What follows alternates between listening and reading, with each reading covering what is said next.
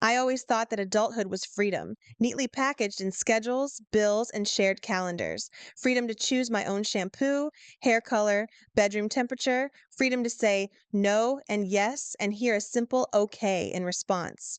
But lately, for some reason, my freedom keeps running into a soft wall of polite objections from my husband.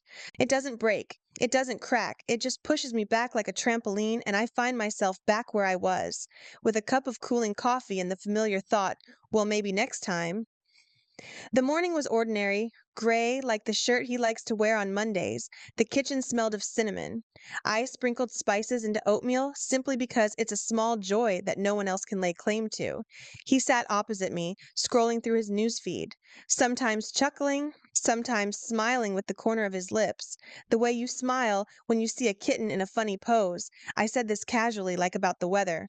I think I'll start taking pills again. The feed on his phone froze. He looked up, smoothing an invisible crease in the tablecloth with his finger, a habitual movement when he wants to convey a thought, neatly. I don't like the way they affect you, he said, too softly. Hormones. You complained yourself. I complained about constantly counting the days, I replied, that I wake up at night in pain and you sleep and don't hear how my stomach cramps, and that every delay is a small end of the world that I live through alone. He sighed, putting the phone face down. It's just, I don't like to think that you're changing anything about yourself. You're already perfect. The word perfect sounded like the lid of a box that clicks shut. For some reason, it felt cramped. I'm not changing myself, I said. I'm choosing how to live in my body. This isn't about aesthetic reupholstery. This is about not living in fear. He looked down at his hands, intertwining his fingers. You're saying I don't have a say, he said quietly. It's unpleasant. I felt how inside, somewhere under the diaphragm, the old learned politeness responded, the one that makes you smooth out the corner of a phrase, add a smile so as not to hurt anyone. But this time, politeness collided with something else. With fatigue, I'm listening to you, I said, but the last word is mine. My body is my decision. Otherwise, it's not fair. He leaned back in his chair, the small crease between his eyebrows deepened. I know that crease. It hides, it hurts me, and I'm not used to it. It sounds, he searched for the word, disrespectful. We didn't shout. We rarely have loud scenes. We know how to speak quietly, but the silence after such conversations is heavy, like a wet blanket. It pulls your shoulders down and sticks to your skin. He stood up, put the cup in the sink, and rinsed it too thoroughly. I watched the water with a brown funnel go into the drain. It felt like something in me was being washed away too. It wasn't the first time we'd bumped our foreheads into that transparent barrier. When I cut my hair to my collarbones, alone in the apartment, humming to myself, he came back in the evening, touched the edge of the haircut with his fingers, and said, "It's beautiful, but I liked it longer." With a smile, with warmth, as if he'd simply stated the weather. When I thought of a small tattoo on my rib, a thin branch with rose hips, my childhood sign of stubbornness, he hugged me and whispered into the top of my head, "Let's not do it yet. You know, our wedding still lives in photographs. You might regret it later." It sounded as if my body was also a little we. I always wrote it off as habits. His upbringing, at home, everything was discussed, even if it was about whether it was okay to wear red lipstick to dinner with friends. We're a team, he would say, and I would nod. A team is warmth. A team is care, shared vacation plans, and the olive branch of agreements. But at some point, the team turned to me with the word voice and retreated when the word right was needed. That day, I went to work in my room and did what I do best, put emotions on shelves like an accountant puts checks. On one shelf was his fear that I make decisions without him. On another, my need to not depend on his worries when it comes to my body. On the third, our shared memories. How he supported me when I changed jobs, how he brought hot tea and a blanket at 4 in the morning because I was stuck with a laptop in the kitchen and the radiator in the room did not heat. He is not a villain. This is what is hardest to admit when you just want to be offended and close off. He is not a villain. He is a person in whom love is mixed with control with a thin, almost invisible thread. That evening, we ate pasta in silence, diligently clanking our forks on our plates, and reminisced about the series we'd abandoned in its third season. He pretended that the morning had dissolved into the sink along with the coffee foam. I pretended too. It's our worst habit together, to polish conversations until they become slippery and we have nothing to cling to. Before going to bed, I noticed a note from his mother on the shared calendar. Sunday lunch. Come. Next to it was a smiley face with a laurel branch and a baby bottle. I chuckled nervously. A beautiful set. The days counted in my head, one after another, like bookbinding stitches. I opened an app I hadn't opened for 2 weeks. The cycle calculator showed a 5-day delay. My throat flared with emptiness. We're being careful, he said a month ago when I said pills. Let's just be careful. Being careful when you're living in someone else's body sounds like a joke without a spark. I threw on a hoodie, shoved my feet into sneakers, and went to the 24-hour drugstore around the corner. Inside, it smelled of mint and plastic. Behind the counter, a woman with a short haircut and a tired look in her eyes dozed, which I recognized. It's the tiredness when you, too, sometimes buy tests and don't know what you were more afraid of. 2 strips or 1. I took the most ordinary one, not a digital one. I handed over a bill, listened to the cashier print the receipt, as if leaving me in the annals of someone's small but loud troubles. At home, he was already asleep. Breathing deeply to one side, as always, I stood in the doorway, looking at his profile in the dim light of the nightlight, and caught myself in a strange tenderness. I love him. This is a fact. And another fact. Love does not cancel the fact that I have the right to decide about myself. These two facts interfere with each other, like two chairs against one wall, but maybe they can be rearranged. The bathroom greeted me with cold tiles. I closed the toilet lid, sat down, and put the box on my knees. I did everything according to the instructions as if I was fulfilling someone else's will. Open, remove the cap, wait. When the small plastic stick was on the edge of the sink, I turned on the timer. 2 minutes is a ridiculous amount of time for so much to depend on. The first minute dragged on lazily.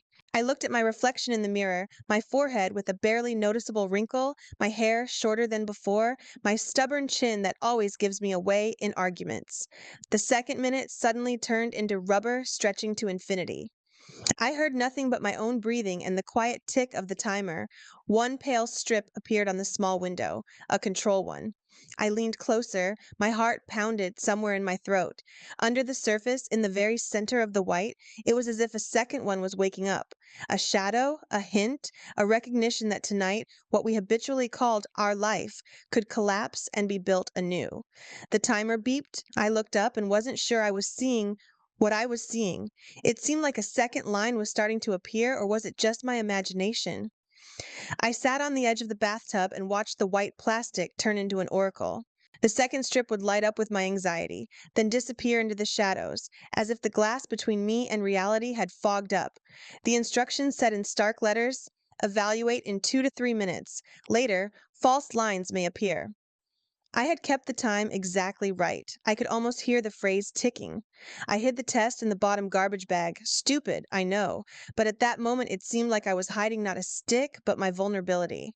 I washed my hands. I returned to the bedroom. He was still asleep, his palm open as if offering the world. I lay down on the edge of the bed, but sleep did not come.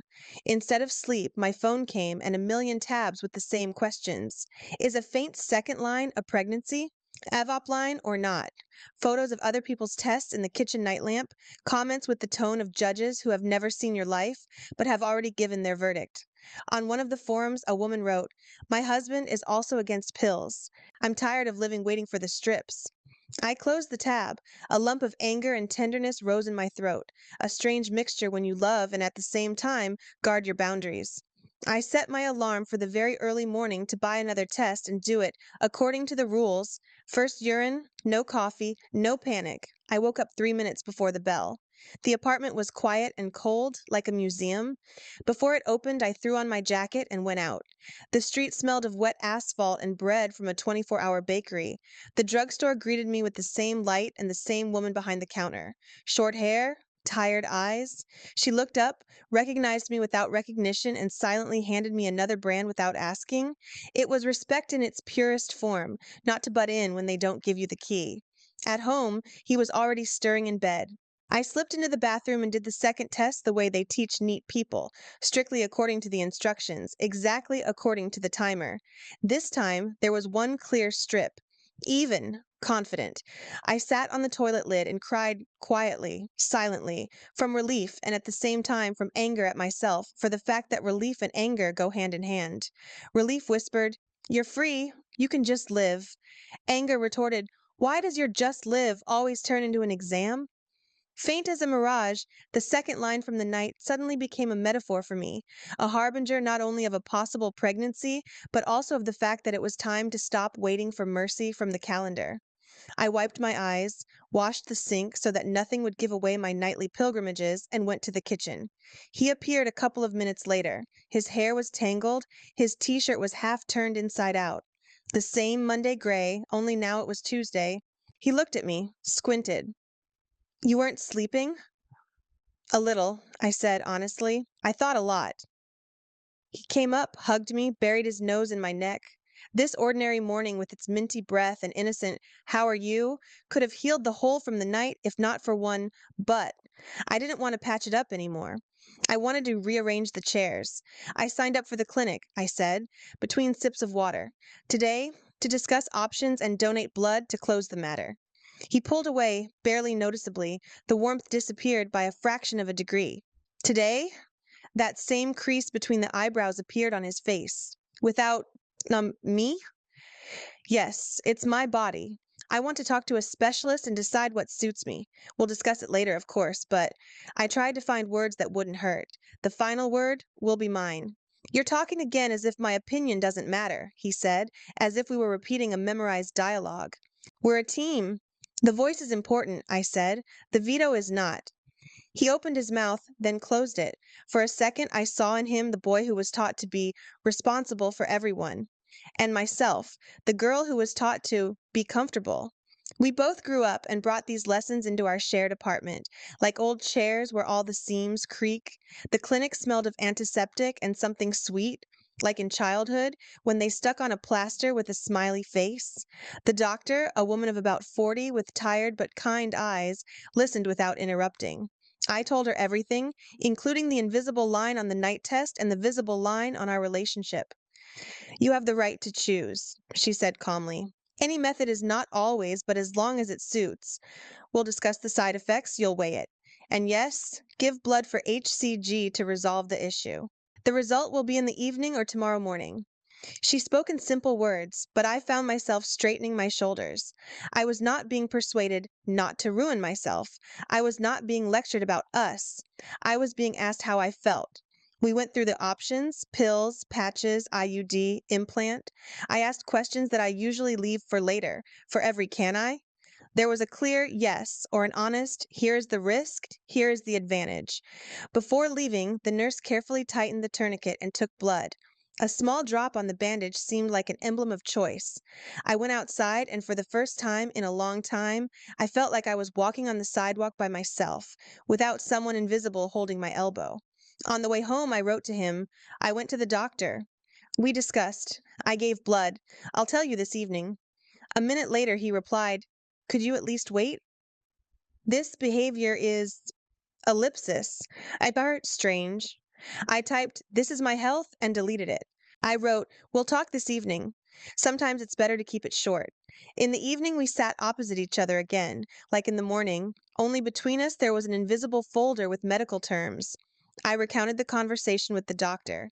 He listened, but his gaze stubbornly slid to the edge of the table.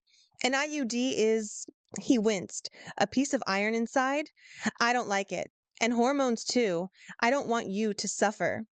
"I already suffer when I live from one delay to another," I said, "and from the fact that every choice I make goes through the filter of your 'I don't like it.'"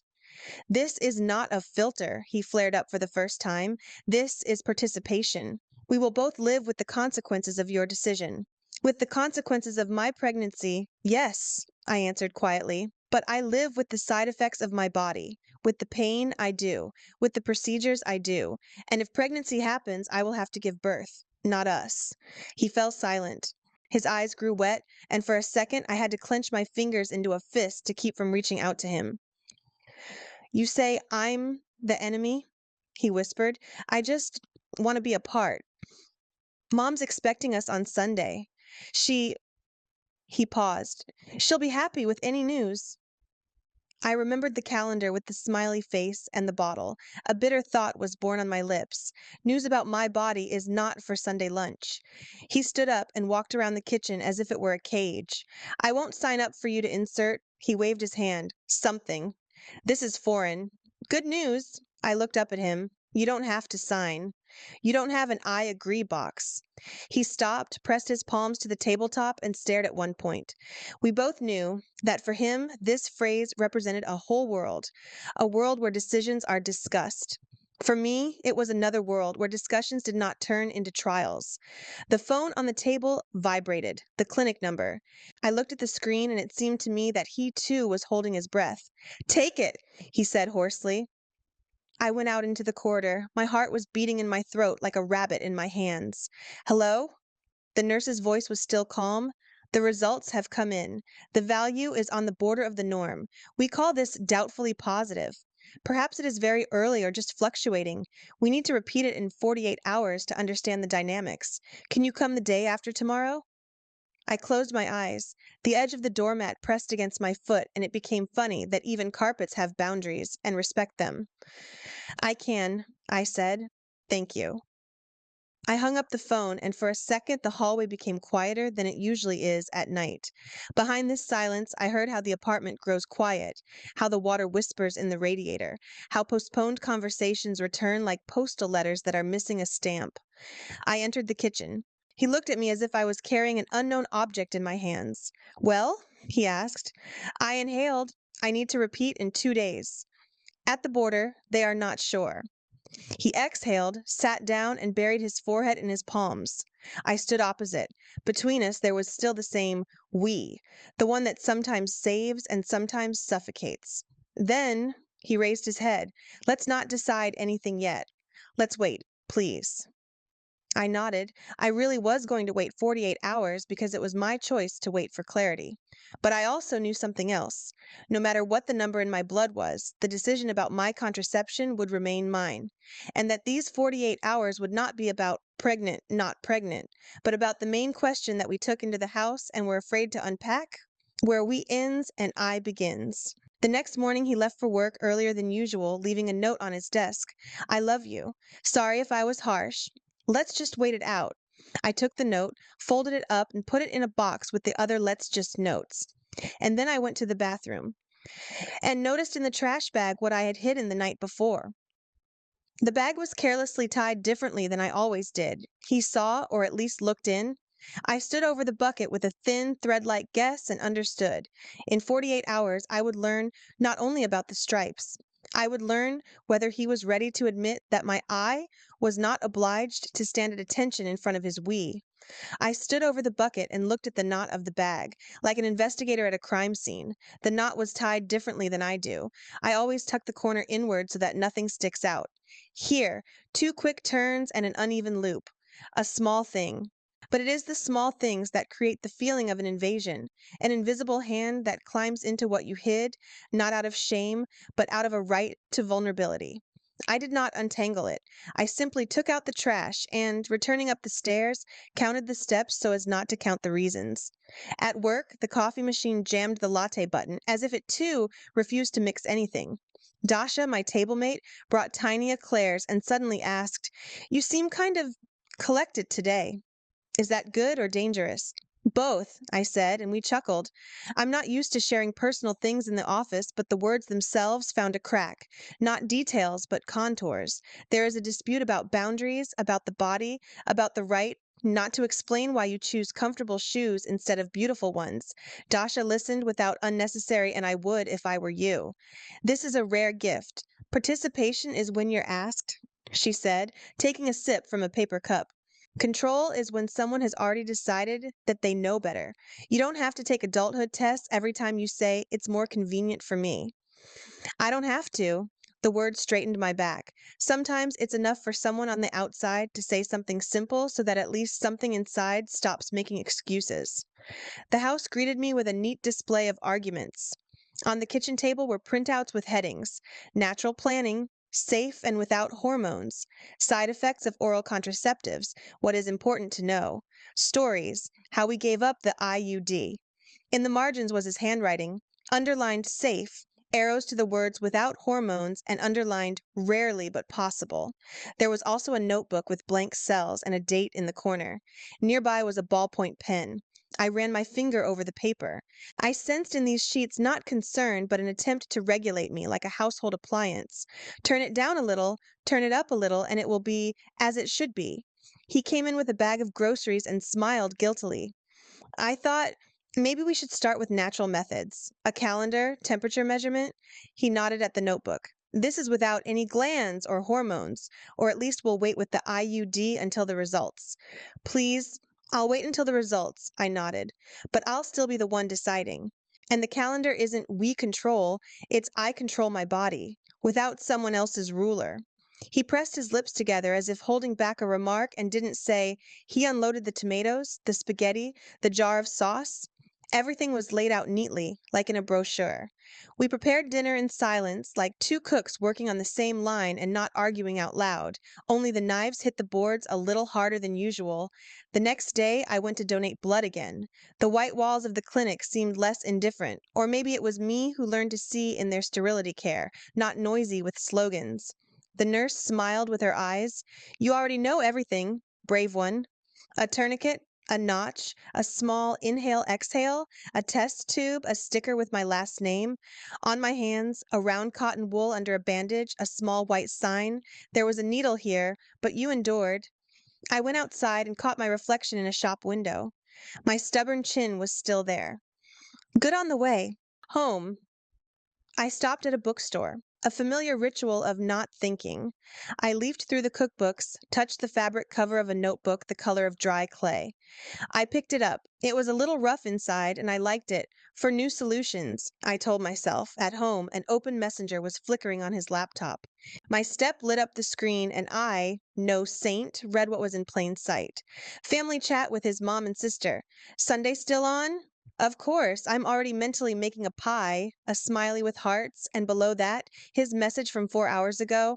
Looks like good news is coming soon, and a bottle emoji. The heart twitched as if someone had pulled the radiator from the outside. I closed the lid so carefully as if that would make the lid silent. In the evening, he was sweet and caring, unusually talkative. He asked how the road was, how I slept, remembered how we once took a car and went to the sea in November, how the wind tore the umbrella, and we laughed. I listened and thought about the emoji bottle. Listen, I said finally, did you go to the bathroom this morning? Am I to the bathroom? He looked up as if the words were made of ice.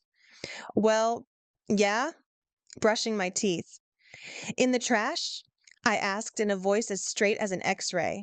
He blinked for a second, the boy who learns to tell the truth, then the man who chooses not now.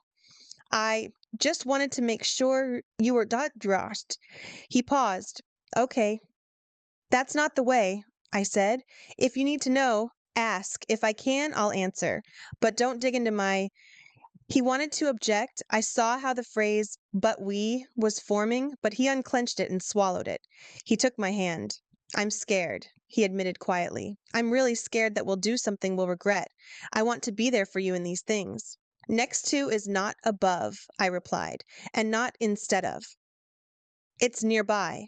The next day, the clinic called during the day. I was standing in the hallway looking at my sneakers at the doormat, a border that is more honest than many people.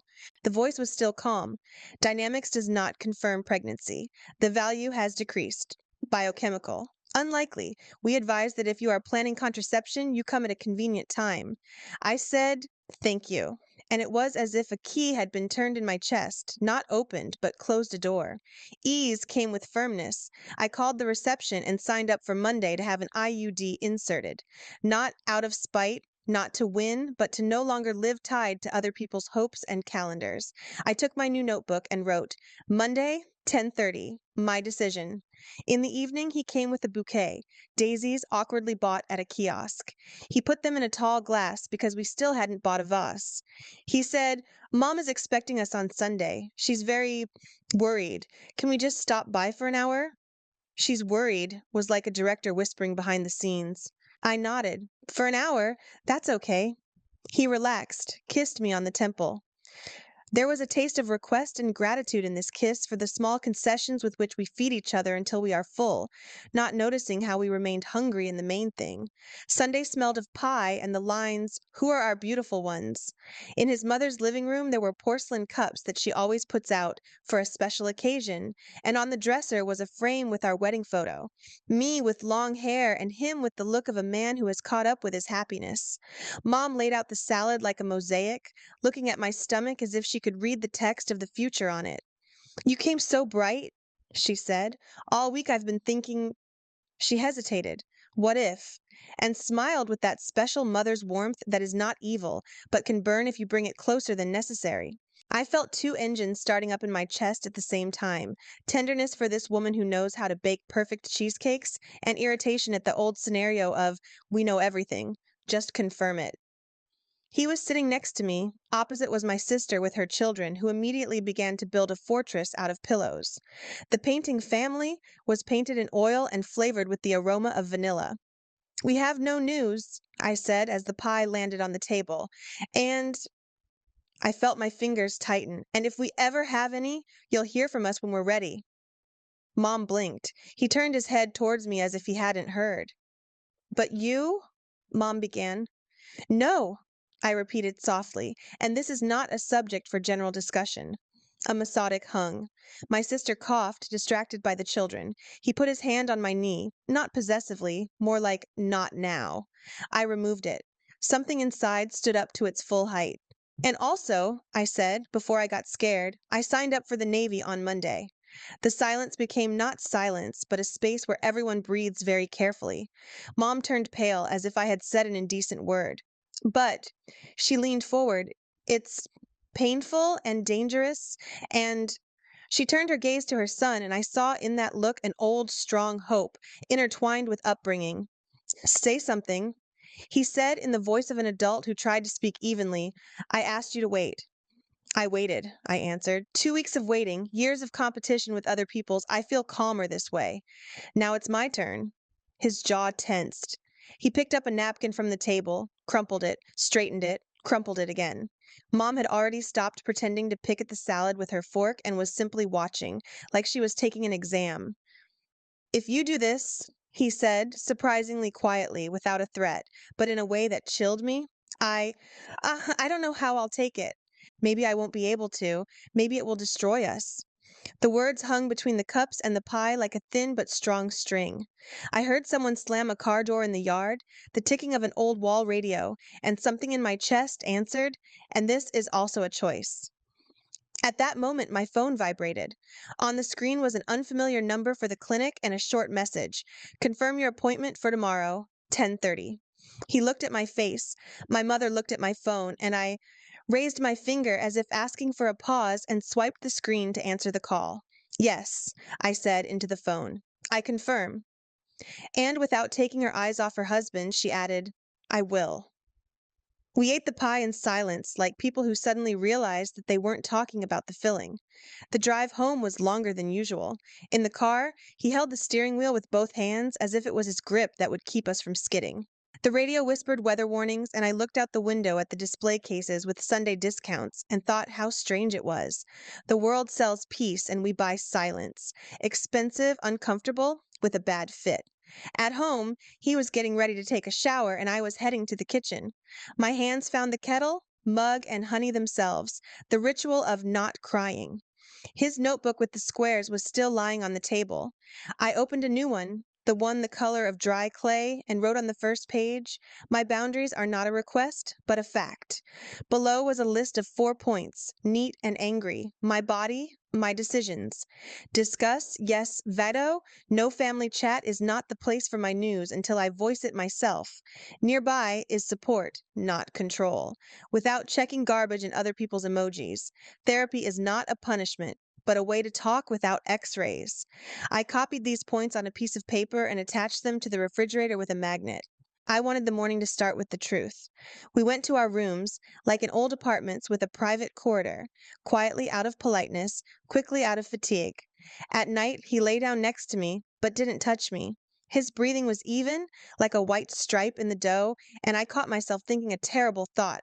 Sometimes it's easier when everything is clear. In the morning, he woke up before me. I heard the coffee maker click, the door creak, and was left staring at the ceiling.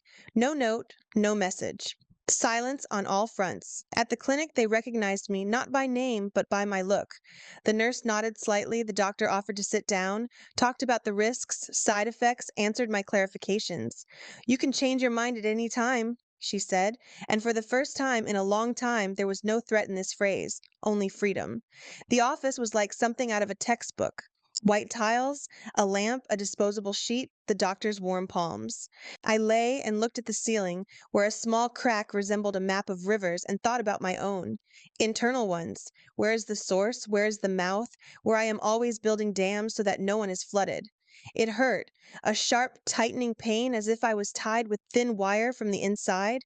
The nurse put her palm on my wrist, breathed with me. For the first time in weeks, I did what was asked. I trusted. Exhale. Inhale. The pain retreated to the edge like a photo in a frame. After the procedure, they gave me tea, the most ordinary one in a transparent glass with a thick bottom, and cookies in individual packaging. I sat on a chair, felt a slight pulling pain and a strange lightness, similar to how very tight boots are taken off. The doctor explained again what and how next, put a card with a number on the table, if anything. I nodded, took the card, and put it in my notebook on the same page where my 4 points are. In the corridor, I saw her, the woman from the pharmacy, the one with the short haircut and tired eyes. She was holding the hand of a teenager who had a patch from a bandage on his forehead. We met each other's eyes, nodded to each other like people who know the value of the personal. You, eye to eye. And everyone has their own wars. It was so sunny outside that I wanted to squint. The wind ruffled the signs, and my hair, short, stubborn, real. I walked to the nearest coffee shop and wrote to him, "Everything went well. I'll be home by 2." Then I deleted home and wrote again, "I'll be home by 2." The difference is one word, but the meaning is in who the address is. I, to myself, he didn't answer. I bought a cinnamon bun, sat by the window, and ate it slowly. As a farewell to the old, benevolent guilt I called Dasha, I did it. She cursed, beautifully, accurately, in a friendly way, and said, "I'm proud." This word is never superfluous. The house smelled of cleaning product. As always, he cleaned anxiety to a shine. There were no printouts or notebooks with cells on the table, but there was an envelope. On it was my name and his handwriting, neat and slightly slanted. Inside were 2 sheets. On the first was a short note. "I understand that I crossed the line. I'm sorry, I want to improve. If you agree, therapy, conversations, boundaries. If not, I will leave and respect your decision." On the second were screenshots. A family chat where he wrote, "Guys, I was wrong. No bottles, no guesses. We will tell when we want, and this decision is not mine, but our family's, where the body is not collective." Below was my mother's short note, "Understood, I love you." No questions. I smiled for the first time. For real, boundaries sometimes work even in a chat. The door clicked with a key. He entered, stopped at the threshold as if checking whether the new air would suit him. In his hands was a thermos and a bag of soup from the nearest cafe. "For you?" he said. "I know that after the procedures you want something warm." We ate in silence, not looking at our phones. He sat a little further back than usual and didn't stretch. There was no longer the solemnity in his shoulders with which he usually entered into a discussion. There was more cautious honesty. "I was in the car at the clinic," he suddenly said, "but I didn't go in. I wanted to talk." He made quotation marks in the air. "I mean, stop. And then I realized that it would be about me, not about you." I sat, thought, went to my mother. I told her everything about us, about my attempts to be a director. She cried and said that she had done the same with her father, that she wanted what was best, and in the end did what was most comfortable for her. "That's fair," I said, "for starters." He nodded. "I made an appointment with a therapist on Wednesday. And, if you agree, with a family doctor too, not to fix you, to turn me to where I am, nearby." I agree," I said. "With one but. If the conversation ever turns into 'you should' again, I'll leave the office and the conversation and—" I looked at him. If you ever decide that you love me only on the condition that I have long hair, no tattoos, no hardware, then that's not love. That's a rental agreement. Decide in advance which part you're in. He smiled sadly and seemed to sense what it was like to have the terms written down, not in small print at the bottom. I want to be where you are. You and where we don't demand a place in the closet instead of our shelf. We always spoke in metaphors, but now they were no longer decorations. He took those same printouts out of the drawer. I thought, he crumpled them into a ball and threw them into a paper bag, that these were evidence and these were crutches for my fears. No more. No need, I agreed. Let's do it better. I ran my hand over the cover of my notebook. Let's write down how we'll live from now on. Not rules, I grinned, but principles and room for amendments, because life will correct them anyway. In the evening, I fell asleep on the couch before him. My body took over and turned me off with a switch. I woke up from his quiet whisper somewhere near my temple. Thank you for choosing yourself and us honestly. He didn't touch me. He just sat next to me. Sometimes presence without hands is the best thing you can give. The days after were not cinematic. The pain flared up and then died down. Like a background we learned to do without heroism. A couple of times he caught himself at the start of phrases, or maybe we shouldn't, bit his lip and instead asked, "How are you? What do you want?" The first time it sounded wooden, then it became softer. He wrote to Mom again, just like that, and invited her to us without an agenda. Grandchildren win. She came with a pie and was silent at the right places. I saw in her for the first time a woman who also once tried to exhale through other people's plans, and it became easier for me not to get angry. One Friday, I stopped by a small tattoo studio on the next street. It smelled of sterility and citrus. The artist was young, he said little. On the edge was a thin sprig of rose hips, neat, like a line in my book. When it was all over, I stood in front of the mirror with my t-shirt lifted and thought, this is not in spite of, this is with myself. At home, I showed him. He ran his finger at a distance without touching, as if stroking the air. It suits you, he said after a pause, and you feel free in it. I'm honest about it, I corrected. And for the first time in a long time, the smile didn't require anything from me. Therapy turned out not to be a torture chamber as we both feared, but a room with windows. We took our us and me, our you always and I'm tired, laid them out on the table and learned not to confuse love with fear. He talked about childhood, where advice always meant solution. I talked about mine, where be smart meant don't argue. We were forging a new language where smart is someone who knows how to say no, and advice is a question without handcuffs. Sometimes we would break down. No one changes in a week. But now every breakdown did not turn into a foggy resentment for 3 days. We caught ourselves and each other before he once asked, "Can I say that I miss your long hair without demanding it?" I laughed. Can I say that I miss a man who does not ask my uterus for the calendar? We both laughed. Laughter is also therapy. A month after the clinic, I caught myself not checking my period. The calendar was no longer a time bomb. The notebook was filled not with points of defense, but with little things. Buy a Vasa, pull out summer clothes, go to the sea in November. Yes, we really did go. The same wind, the same salt on the lips, new air on the shore. He hugged me, carefully, like holding a cup of hot tea to warm it and not burn it. You know, he said, I'm still sometimes afraid that we will fall apart if everyone has their own. We fall apart when someone is cramped in it, I answered, when one has to stand on. Tiptoe, he nodded. The wind drowned out the words, but not the meanings. To be fair, I'm not romanticizing. There were days when I wanted to cancel everything, discussions, patience, and those adult conversations where you're only usable again after listening to each other. But every time my hand reached for old habits, I opened the first page of my clay book, read the 4 points, and remembered how I lay under the lamp, counting the cracks in the ceiling. My body is my home. My decisions are my windows. And if we live together, then everyone has a key to their own room and a shared key to the kitchen where it smells of cinnamon and where you can laugh. Even if you cried yesterday, sometimes I catch a glance at the refrigerator. The sheet is still hanging there, stuck out by a magnet in the shape of a funny cow. We don't take it down, just like we don't take family photos. Not to remind ourselves how bad it was, but for that simple joy that it could have been different, and it became different. We put a vase, and the daisies in it stand somehow more confidently than in a glass. The other day he said, I thought that my opinion is important meant I should be listened to. But it means you will be heard, I replied, and also that you will endure if it is different. He exhaled. This little phrase, you will endure, became a new measure of love for us. Not, you will do as I want, but you will stay, even if not as you dreamed. And I too am learning to endure. His fears, his new attempts to be close. We are not perfect, but we are now honest. If you ask who I am in this story, the one who insisted or the one who destroyed, I will answer, the one who chose. And if you ask how it all ended, I will say, it did not end, but began. Not with a ring and not with bottles and a chat, with a simple my body is my decision that does not kill we. If this we is alive.